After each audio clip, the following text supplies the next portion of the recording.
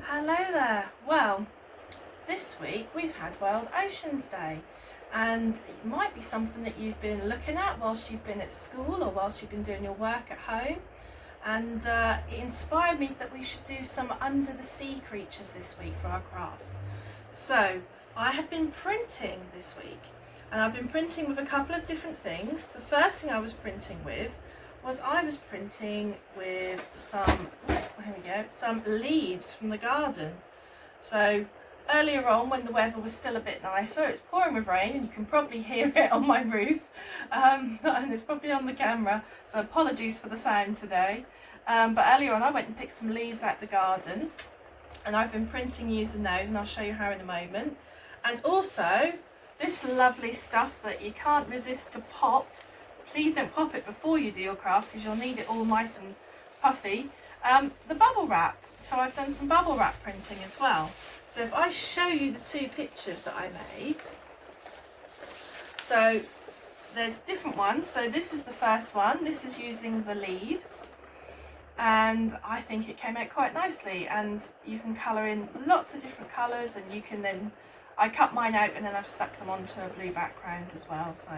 So that's the first one. And this is using the bubble wrap, so you get this lovely scaly effect to the fish. And I also printed some seaweed on that one as well.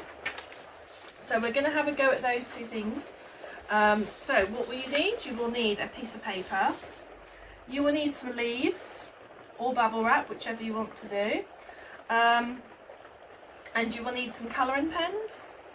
And that's pretty much it really, just to do the printing part. And then obviously if you want to stick them onto anything else, glue and scissors and things like that. So let's start by cutting out a fish from our bubble wrap, shall we?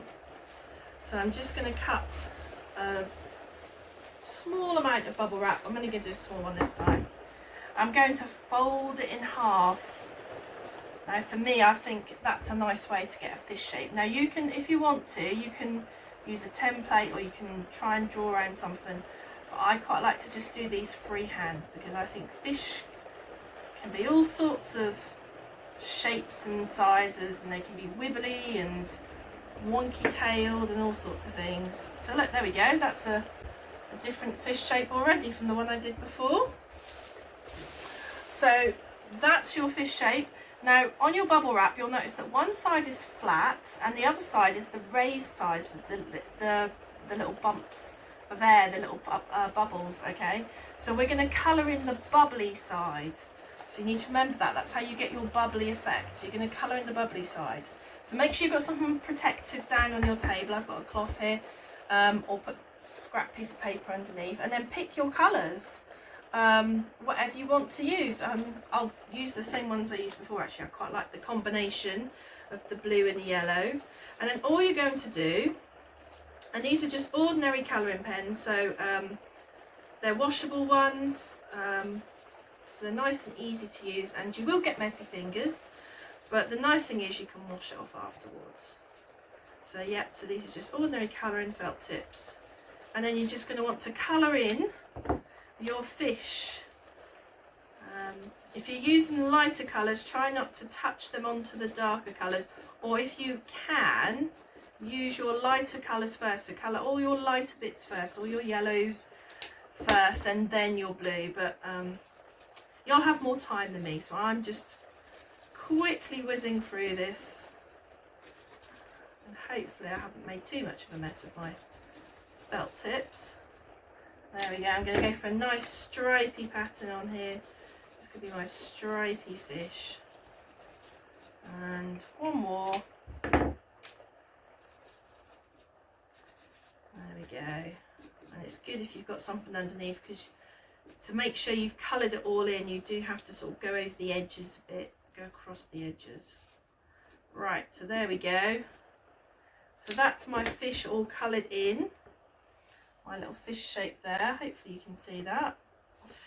And then all you're going to do is take your piece of paper. Now if this is going to be the piece of paper that you make your picture on, think about where you want your fish. If you're going to add anything else like seaweed, maybe you want your fish more into the middle, it's entirely up to you. I'm going to put that one just off center, I think in the middle.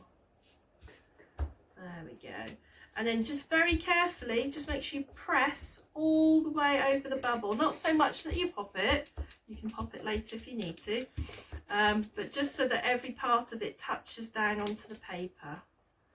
Okay, I think that's it. If you hold down one end whilst you just lift up the other, you can have a quick look, and if it's not quite right, you can just lay it down and just press a bit more. But it doesn't take very long. Just make sure you've covered it all over.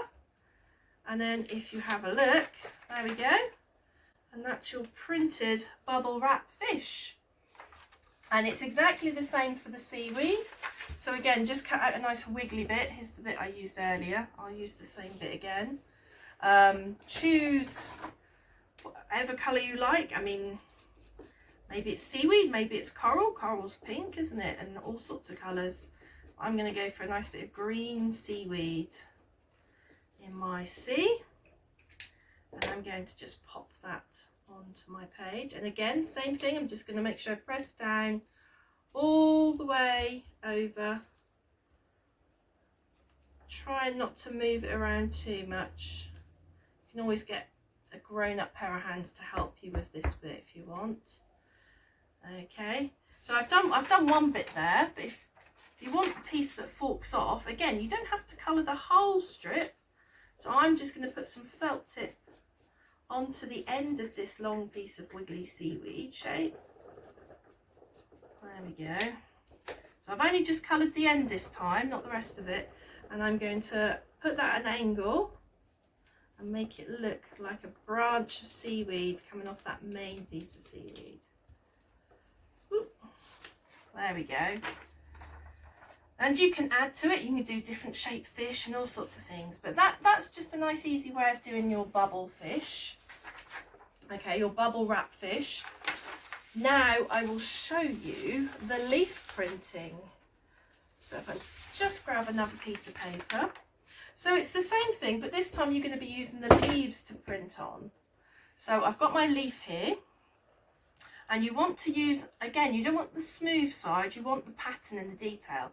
So you're going to use whichever side the leaf has got the sticky up veins, the raised bumpy veins, okay? Because that's going to give us our sort of scaly fish-like texture. So I've got this one here. What shall we do? Shall we do a bit of a rainbow on this one like on my other one? So you just very carefully start drawing on top of your leaf.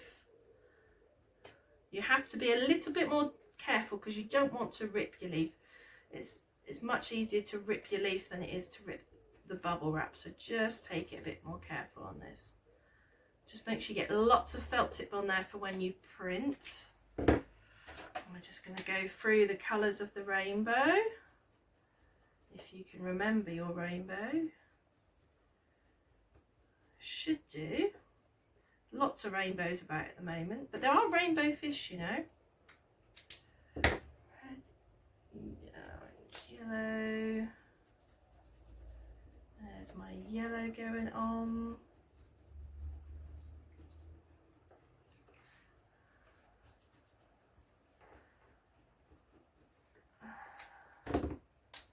And don't forget the big vein that goes down the middle as well. Now I'm doing mine as sort of a arrow shape. I think you've probably got a chevron, I think is the big grown-up word for it. I'm doing mine at a bit of an angle. I'm following the sort of the direction of the veins. So nearly there. Last little bit. And again, take a bit more time. I am rushing it, and make sure you get plenty of felt tip on there for when you do the printing. There we go. And one more. I'll go with this one.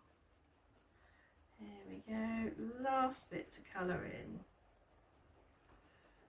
Oh, it looks pretty on the leaf even, but it isn't going to stay on there, so we'll print it off.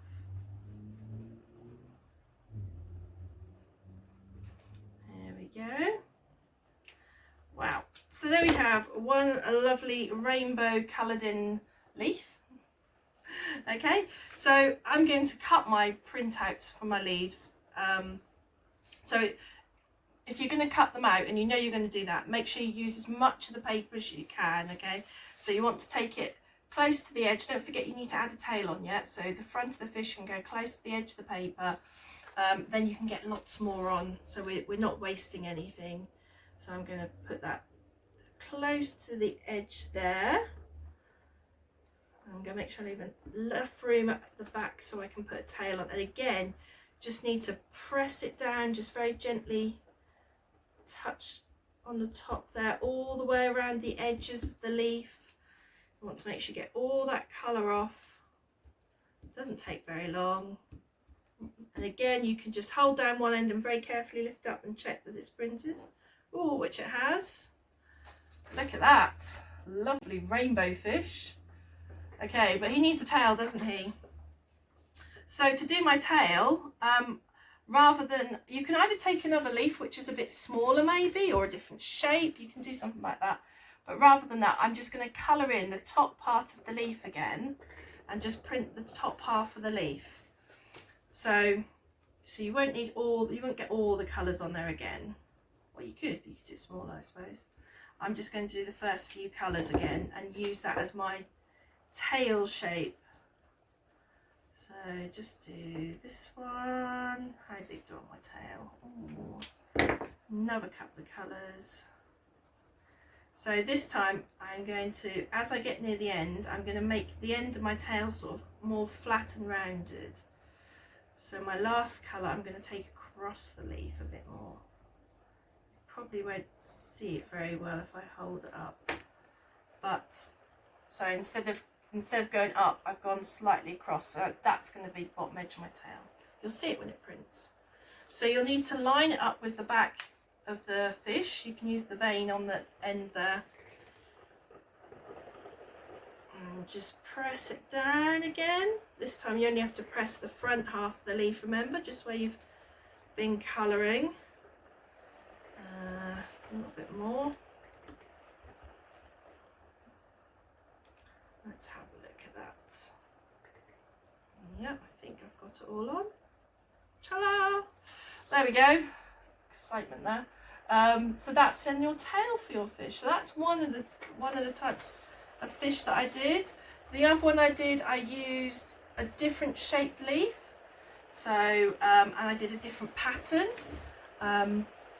Let me colour this all in one colour. Which colour should I use? Oh, I'll tell you what, let's go for a pink fish.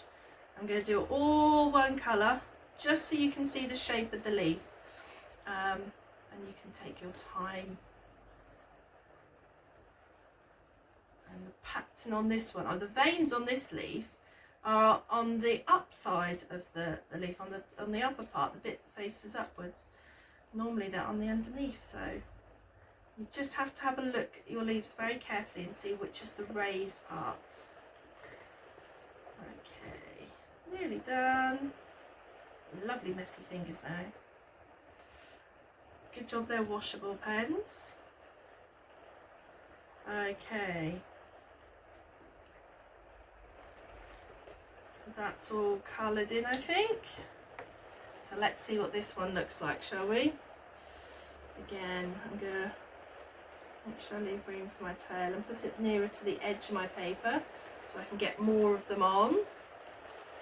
And just slowly press around all the edges, making sure it's fully covered.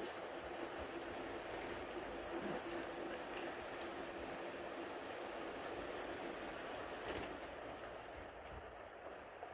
a look. Oh yes, oh, pink looks nice. Love the brighter colours on these, they really work. So there we go, so there's a pink bit, and then shall we have a different colour tail?